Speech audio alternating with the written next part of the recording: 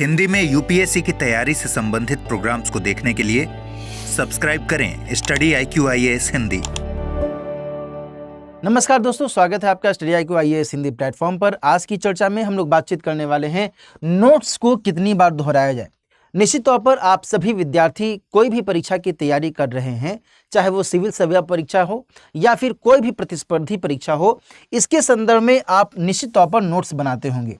Notes बनाना बहुत ज़रूरी है क्योंकि नोट्स बनाने के आधार पर आप अपने टॉपिक को बहुत ही ब्रीफली तरीके से याद कर पाते हैं, समझ पाते हैं, और ये आपकी परीक्षा के ठीक पहले आपके रिवीजन में भी बहुत अधिक मददगार साबित होता है। तो ऐसे में नोट्स बनाना तो बहुत अधिक ज़रूरी है, इससे इनकार नहीं किया जा सकता। लेकिन नोट्स बना करके उसे केवल अपने किताब के रेक पर सजा देना, इससे आपकी परीक्षा में सफलता तय मानी जा सकती है? बिल्कुल नहीं, बल्कि नोट्स बनाकर रिवाइज करना कहीं अधिक जरूरी हो जाता है। और इसीलिए यहाँ पर जो सवाल है ये अपने आप में बहुत अधिक इंपॉर्टेंट है कि आखिर इसे कितनी बार दोहराया जाए। देखो, यहाँ पर इस सवाल का उत्तर हम लोग कुछ इस तरीके से समझने की कोशिश करते हैं। जैसे कि आपने एक नोट्स बनाया, ठीक है, आपने उस नोट्स में जो भी विषय आपने, मान लीजिए कि ये इतिहास के संदर्भ में, उसमें भी आधुनिक भारत के संदर्भ में और आधुनिक भारत के अंतर्गत भी कृषक विद्रोह के संदर्भ में आपने नोट्स बनाया है। केवल एग्जाम्पल के तौर पर मैं ये ले रहा हूं।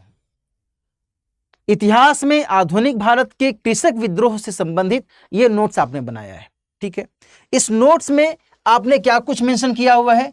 तो जो भी 19वीं सदी या फिर 20वीं सदी में किसानों का आंदोलन हुआ भारत में, उसके बारे में आपने बताया। कौन कौन से क्षेत्र में कौन कौन से आंदोलन हुए ये आपने बताया। इसके अलावा जो आंदोलन के कारण रहे और जो परिणाम रहे, इसके बारे में आपने बताया। आप यही सब तो बताएंगे ना भाई, कृषक विद्रोह में, और क्या बताएंगे? और इससे संबंधित जो भी महत्वपूर्ण व्यक्तित्व, कोई भी ऐसे व्यक्ति, कोई भी ऐसे नेता यदि चर्चा में रहे होंगे एट दैट टाइम, तो आपने उनके बारे में जानकारी दी होगी। ये आपने नोट्स तो तैयार कर लिया, ठीक है, लेकिन क्या इसको तैयार कर लेने से आपने इसे याद कर लिया? क्या एग्जामिनेशन में यदि इस पार्टिकुलर टॉपिक को लेकर के सवाल पूछा जाएगा तो आप बहुत ही एश्योर्ड हैं कि आप आसानी से उत्तर दे पाएंगे? नहीं।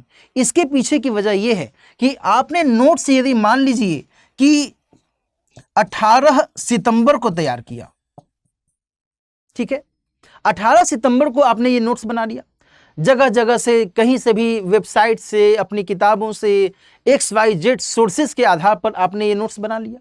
आपके पास में एक बहुत ही बेहतर नोट्स तैयार हो चुका है इस पार्टिकुलर टॉपिक को लेकर के। अब यहाँ पर आपको समझने की आवश्यकता यह है कि 18 सितंबर के बाद आपने इसे देखा तक नहीं, या फिर मुश्किल से आज से 15 दिन के बाद आपने इसे देख लिया और देन आफ्टर इसको छोड़ दिया, इसको आपने पढ़ा ही नहीं।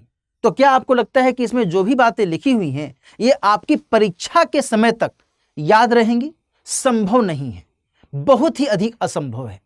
ऐसे में आपके लिए क्या विकल्प है? आपके लिए यह विकल्प है कि आपने जो भी नोट्स बनाए हैं उसको रेगुलर वे में रिवाइज करते रहें, नियमित तौर पर रिवाइज करते रहें। यानी कि इस चर्चा में जो सबसे अहम बात है वो ये है कि नियमित तौर पर रिवीजन होते रहना चाहिए। इसके अलावा नोट्स को अपडेट करना बहुत जरूरी है। नोट्स अपडेशन ये बहुत अधिक जरूरी है, और इस तरीके से आप अपने नोट्स को बेहतर तरीके से याद कर पाते हैं।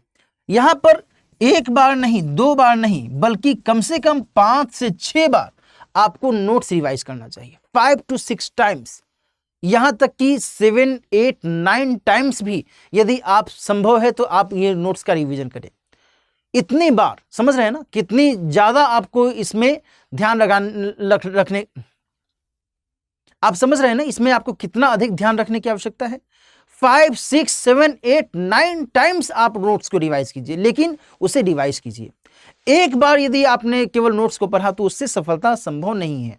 और समझिए कि आपको हर एक विषय में न जाने कितने टॉपिक्स को पढ़ने होंगे, है ना, और ऐसे में आपको सभी टॉपिक्स के संदर्भ में इसी हिसाब से रिवीजन करते रहना चाहिए। कहने का मतलब ये हुआ कि नोट्स को इस कदर रिवाइज कीजिए, इस शिद्दत के साथ रिवाइज कीजिए कि नोट्स में जो भी बातें लिखी हुई हैं वो आपके मन मस्तिष्क में एकदम अविरल चलती रहें।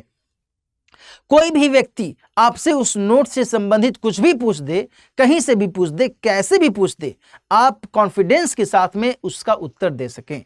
इतने कॉन्फिडेंस के साथ आपको नोट्स रिवाइज करना चाहिए, है ना। ये बहुत अधिक जरूरी है।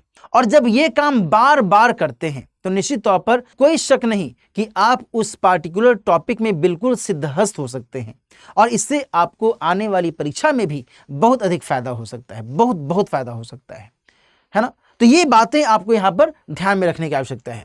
और इसी के मद्देनजर यहाँ पर जो सिविल सेवा परीक्षा की तैयारी हम सभी करवाते हैं, स्टडी IQ IAS की P2I बैचेस के माध्यम से, लॉन्ग टर्म बैचेस के माध्यम से, उनके अंतर्गत भी इन स्थितियों को बहुत अधिक ध्यान में रखा जाता है और इसी लिहाज से आपके नोट्स के रिवीजन में भी सावधानी बरती जाती है। दोस्तों, यहाँ पर ध्यान रखिएगा कि यदि आप सिविल सेवा परीक्षा के पॉइंट ऑफ व्यू से IAS P2I बैच को ज्वाइन करना चाहते हैं तो फिर आपका स्वागत है 19 सितंबर से शुरू होने वाले इस बैच के अंतर्गत। इसके अंतर्गत दोस्तों, यदि आप हिंदी, इंग्लिश या फिर इंग्लिश माध्यम में से किसी भी मीडियम में सिविल सेवा परीक्षा की तैयारी कर रहे हैं तो आप दिलीप लाइव कोड का इस्तेमाल करते हुए इस बैच को ज्वाइन कर सकते हैं। इस बैच में कई सारी खास विशेषताएं हैं, जैसे कि GS के सभी चारों पाठ्यक्रम को इस बैच के अंतर्गत शामिल किया गया है। इसके अलावा आपको CSET और AC की तैयारी इस बैच के अंतर्गत बिना किसी अतिरिक्त शुल्क के करवाई जा रही है। साथ ही प्रीलिम्स और मेंस के स्तर पर टेस्ट सीरीज की सुविधाएं आपको दी जा रही हैं और ऐसी तमाम सुविधाएं आपको इस कोर्स के माध्यम से मिल रही हैं, जिसके माध्यम से आप GS के अंतर्गत जो भी पाठ्यक्रम है इसको बहुत ही बखूबी तरीके से अच्छे से पढ़ सकते हैं। इसके अलावा आप में से कोई ऐसा कैंडिडेट है जो कि 2026 या 2027 के लिए सिविल सेवा परीक्षा की तैयारी के बारे में विचार कर रहा है तो आप सभी कैंडिडेट्स के लिए 20 सितंबर तक एडमिशन ओपन है। यदि आप इस बैच को ज्वाइन करना चाहते हैं तो भी आप दिलीप लाइव कोड का इस्तेमाल करते हुए इस बैच में एडमिशन ले सकते हैं। इसके माध्यम से आप इस लॉन्ग टर्म बैच के जरिए अपनी GS की संपूर्ण तैयारी सिलसिलेवार तरीके से कर सकते हैं। मिलते हैं फिर किसी और टॉपिक के साथ, किसी और चर्चा में। अपना ख्याल रखिए। All the best. हिंदी में UPSC की तैयारी से संबंधित प्रोग्राम्स को देखने के लिए सब्सक्राइब करें स्टडी IQ IAS हिंदी।